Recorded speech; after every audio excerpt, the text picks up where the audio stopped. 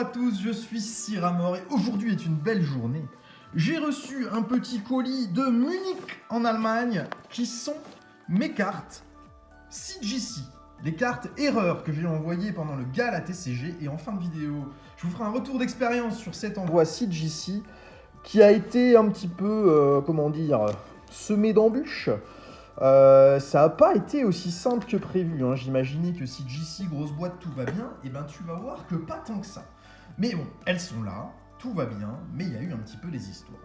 Alors, en fin de vidéo, on va s'ouvrir un petit peu des boosters, un petit pack récompense série 2, et des petits boosters MetaZoo d'Halloween, parce qu'il m'en reste un petit peu. Donc voilà, comme ça, pendant que je vous ferai le retour d'expérience sur CGC, on s'ouvrira des petits boosters, et comment ça se présente à l'intérieur d'une boîte CGC. C'est pas mal foutu du tout, regarde. Les cartes, elles sont mises dans des petits racks à l'intérieur. Alors, je connais déjà les notes de toutes les cartes, mais les notes n'ont que très peu d'importance puisque chaque exemplaire qu'on va observer ici est unique. Donc, on va démarrer par la première carte. Hop. Alors, on a l'erreur qui est notée à chaque fois au dos. Moi, j'aime beaucoup les boîtiers CGC. Je sais que la société ne fait pas l'unanimité en France, mais je trouve, moi, que c'est très, très bien foutu. Donc, on a ici une erreur qui s'appelle Additional Ink. Et on a le... Oh bah oui, c'est de l'autre côté. Bon, elle a eu 7, cette carte. Near Mint, le Serfrousse, avec une erreur, du coup, bien notée. Astral Radiance French. Donc, cette carte a eu un énorme défaut d'ancrage. C'est sorti de booster comme ça. C'est pas sorti par moi-même.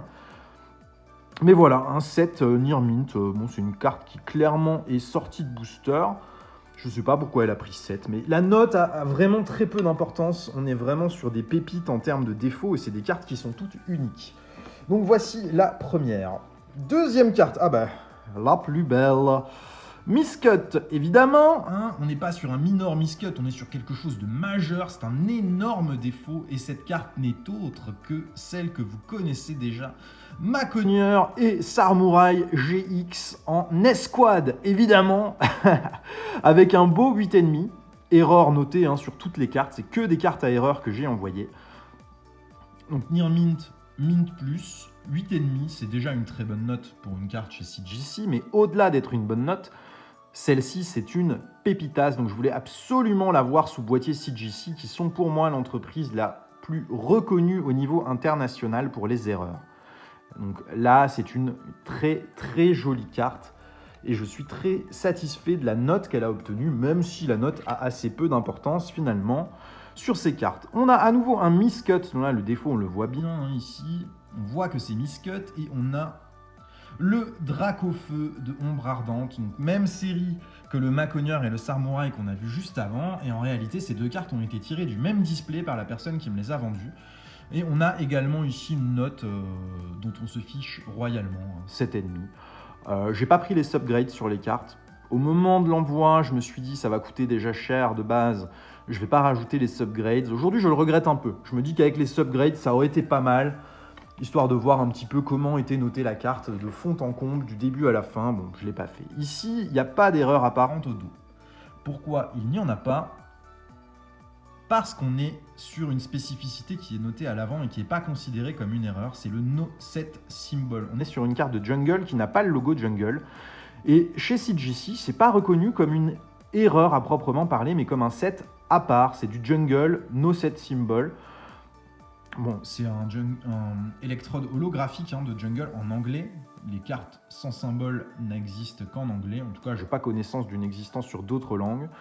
Et elle a eu 8,5 Near Mint, Mint Plus, ce qui est une excellente note déjà de base pour cette carte. Donc c'est un équivalent juste en dessous de sortie de booster, si tu veux. Et je suis très très content de la note en elle-même et de la carte. Donc je voulais la faire grader celle-là parce qu'elle me paraissait dans un état suffisant pour la noter. Carte suivante, Twisted Miscut. Le twist, c'est quand la carte est penchée, comme si elle avait tourné avec une petite rotation. On appelle ça un twist dans le langage des erreurs, et celle-ci, on voit que le twist est très important. Et cette carte, c'est Beto Chef, donc Conkeldur en anglais. Il n'y a pas l'écriture en français sur les étiquettes CGC, mais je trouve que ça rend absolument super dans les boîtiers CGC. Donc ici, un Beto Chef complètement flingué. La carte en elle-même, si elle était dans un état standard, n'aurait aucune espèce d'importance pour la faire grader, mais du fait qu'elle ait une erreur aussi importante, et bien chez CGC, ça lui apporte un cachet supplémentaire. Passons à la carte suivante. Et ici, on a du minor miscut. Donc, c'est la différence entre les grosses erreurs et les petites erreurs. Mais minor miscut, ça reste du défaut. Mais comme tu vois, le bord de gauche est encore visible. Et pas très largement, on voit qu'il y a un miscut, mais il est mineur, il n'est pas majeur parce qu'on voit encore le côté sur le côté gauche. Et on a ici un Le Vénard du set de base. Et cette carte, elle a une petite histoire chez CGC. Au-delà de son erreur qui la rend unique, c'est également la meilleure note existante sur un Le Vénard en français du set de base en non-lim chez CGC. Il y a du 8,5, il y a du 8, mais c'est la meilleure note, c'est 9. Il n'y a pas au-delà du 9 chez CGC, et en plus, celle-ci a une erreur, donc c'est juste somptueux déjà la carte, mais ça la rend pop 1. Et de toute manière, il n'existe pas d'autres Le Vénard avec cet exact même défaut en français chez CGC, ça c'est une certitude. Ensuite, Misaligned Print Layer. Qu'est-ce que ça veut dire que ce bazar? Eh bien, c'est des couches qui n'ont pas été faites avec la carte centrée de la même manière. Ce qui donne un effet absolument trippy sur ce petit Pachirisu de Ultra Prism. C'est une carte anglaise, hein. Il y a eu quelques sheets complets de cartes, quelques feuilles d'impression qui ont eu ce défaut. Sur Ultra Prism en anglais, c'est un défaut connu, c'est des cartes qui ont du coup un petit peu de valeur parce que le défaut est connu, et celui-ci est vraiment visuellement terrible. Elle est splendide. Elle a eu 8. Je ne sais pas si le défaut de la carte fait que la note baisse. En tout cas, la note m'importe peu. Ce que je voulais, c'est que les erreurs soient certifiées par CGC et avoir l'appellation des erreurs sur les cartes. Et c'est exactement ce que j'ai obtenu. Donc, sur le boulot de CGC, sur la qualité de grade et d'appréciation des erreurs, j'ai aucun problème. Oula, on est sur quelque chose de pas mal. Regarde un petit peu celle-là. Ils arrivent à te mettre sous boîtier des trucs qui devraient juste pas exister, quoi. Ça, c'est une pépite, hein. On est sur un end of sheet parce qu'on a le bout blanc, donc c'est le bout de la feuille d'impression. Il n'y a pas une autre carte Pokémon sur sa gauche. Et on a un Tokorico en français de style de combat. Cette carte-là, elle est juste flinguée de chez flinguée et c'est ce qui la rend géniale. Et malgré tout, elle est 8,5 avec évidemment la mention erreur et ça s'appelle du coup un Twisted Miscut également parce que la carte est complètement penchée à l'intérieur du boîtier. Ici, on le voit bien. Je sais pas comment on peut foirer une coupe à ce point-là. Là, le mec, il était rebou, quoi. Il n'y a pas d'autre possibilité. Mais ça a de la gueule, non? Regarde comme c'est joli. Une fois dans le boîtier CGC. Moi, j'adore. Il reste 3 cartes, hein. Il n'y en avait pas beaucoup. Mais il reste pas que de la daube. On a un beau miscut ici. Donc là, on n'est plus sur un minor miscut, on est sur un major miscut, enfin, juste miscut. Étant donné que sur la partie gauche de la carte, eh ben, il n'y a plus du tout de bord bleu foncé. Les bords sont tous à droite.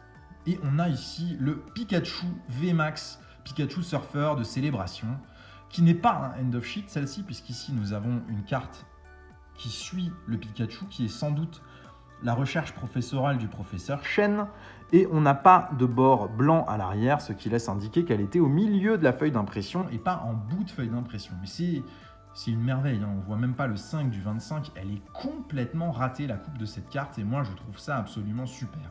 La note ici encore une fois n'a pas d'importance, mais c'est bien d'avoir les notes, ça montre que les cartes sont dans un état sorti de booster. Et c'est ce qui importe, hein, quand tu fais grader des erreurs, c'est de montrer que les cartes n'ont pas des défauts autres que les défauts d'usine qui leur sont affectés. Ici, on a de nouveau pas d'erreur. Je sais même plus ce que c'est cette carte. On est à nouveau sur un minor miscut. Qu'est-ce que c'était que ça? Ah évidemment, le Black Border Filler Card. J'avais oublié que j'avais envoyé celui-là. Donc c'est les fillers bord noir que vous connaissez bien parce qu'on en a vu passer beaucoup avec les signatures de Mitsuhiro Arita. C'est une carte qui est vraiment peu commune avec les bords noirs. Parmi les fillers, ça fait partie des fillers qui sont les plus difficiles à obtenir. Mais ça a pop sur eBay il y a peut-être 2 ans maintenant. Et il y a eu une vente d'une, je sais pas, il y a eu 40 ou 50 fillers qui ont été vendus à ce moment-là. Et une grosse partie de ces fillers sont gradés chez CGC.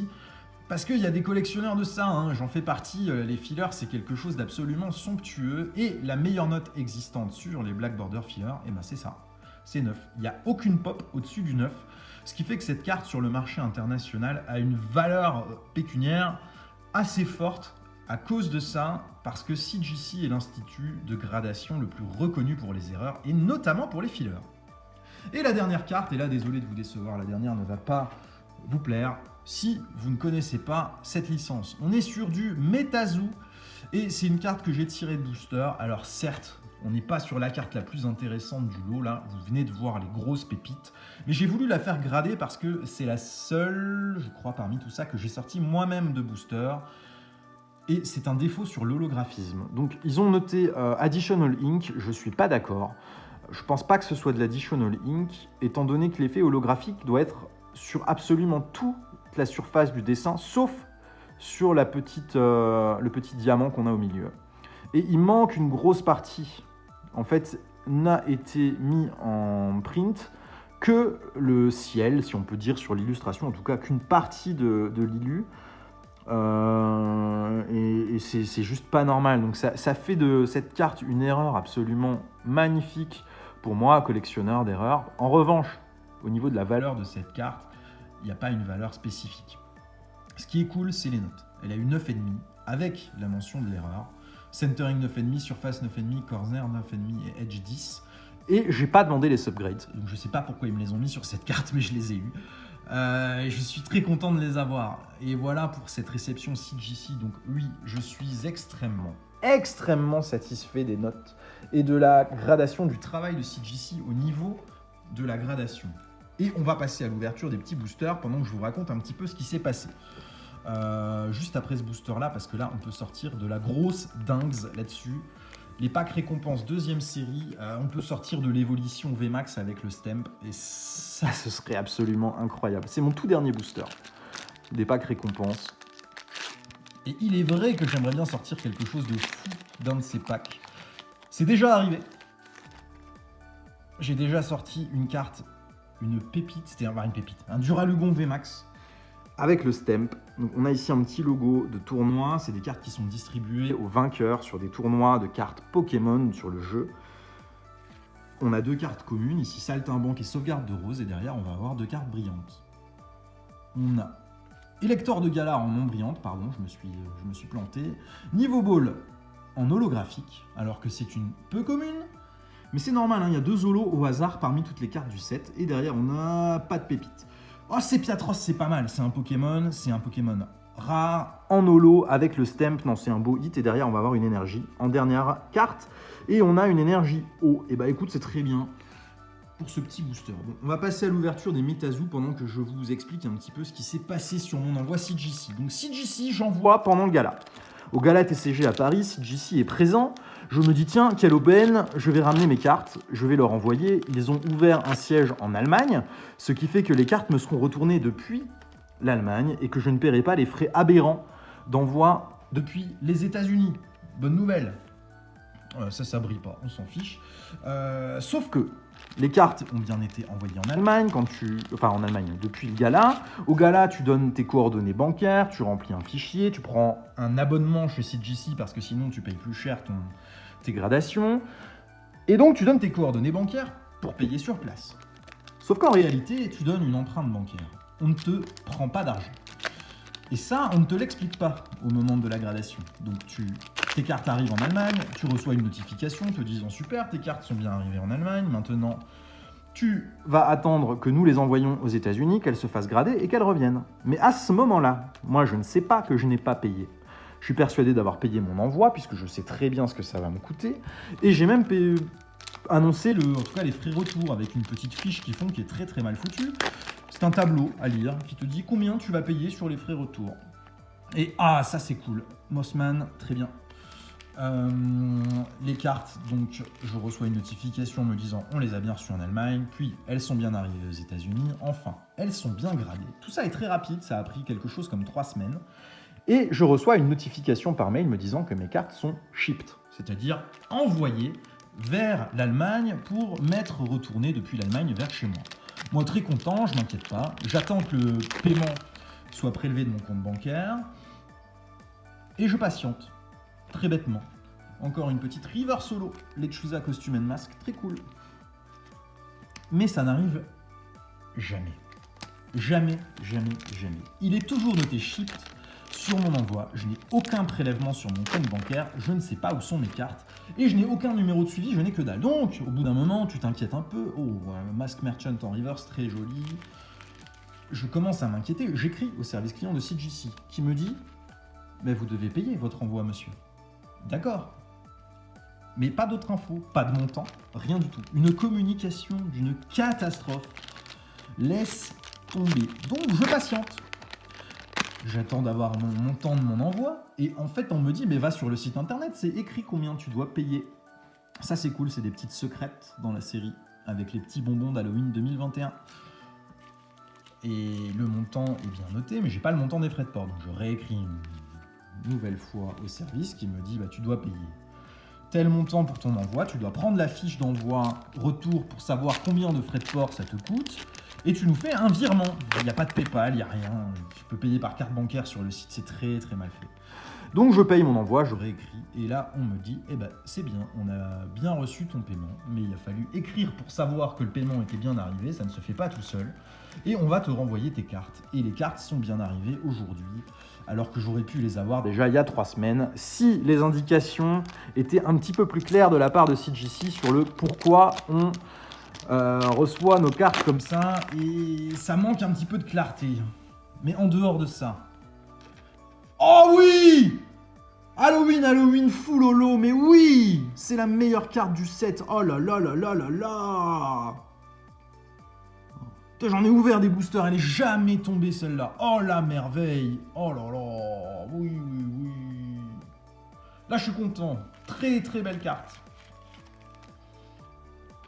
On s'évade un petit peu, hein. On n'est plus sur le sujet CGC avec cette carte, mais ça, quand ça tombe, ça fait plaisir. Oh, le banger. Donc bref, les cartes sont bien revenues. Il n'y a absolument rien à dire sur le travail de CGC au niveau de la gradation des cartes. C'est très bien foutu, les boîtiers sont qualitatifs. Là-dessus, il n'y a absolument aucun débat, c'est top. Par contre, la communication, les mecs. La communication.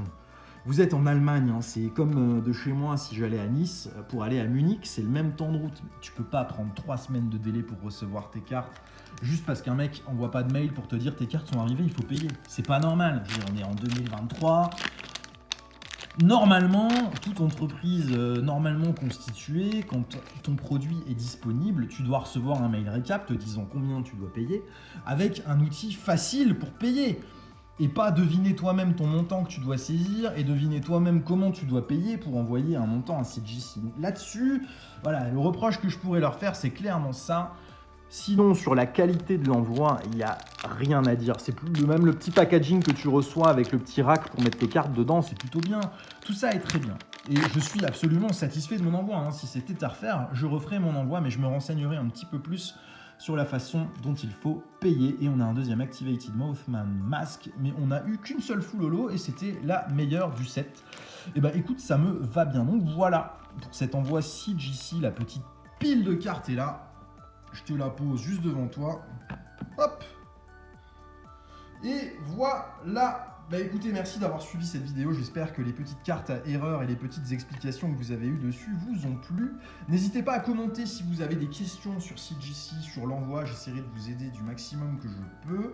Sachant que j'ai eu des déboires que sur la partie réception des cartes, puisqu'à l'envoi, ça a été donné en main propre. Mais si j'avais dû faire l'envoi de mon côté, j'aurais sans doute déjà été embêté une première fois à ce moment-là, pour ensuite être embêté une deuxième fois au retour. Voilà, l'amélioration à avoir chez CGC, ça va être vraiment sur la communication et l'annonce du montant à payer et les délais de livraison qui sont clairement pas au top. Et en dehors de ça, le boulot est absolument super et les boîtiers rendent trop bien sur les cartes à erreur. Je suis très très satisfait des cartes. Merci à tous d'avoir suivi cette vidéo, je vous souhaite une très bonne journée, à bientôt, au revoir.